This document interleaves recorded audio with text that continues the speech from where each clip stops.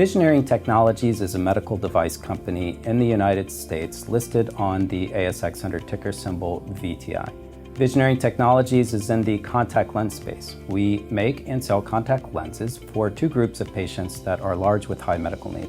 The first of those groups of patients are presbyopes, who are people over the age of 40 who are starting to lose their ability to see things up close.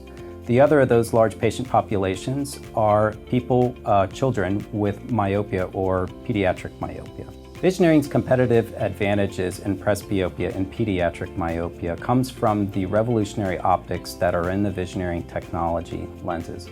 The need of the presbyope is simultaneous distance and near vision. This is a problem that's not been sufficiently solved by the products in the market and are solved very well by Visioneering Technologies products.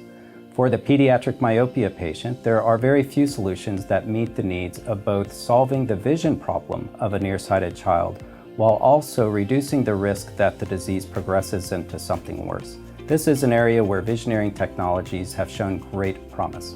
So 2018 was a transformational year for Visioneering, both financially and operationally. We tripled our revenue to $3.3 million over 2017, which was quite an accomplishment for us.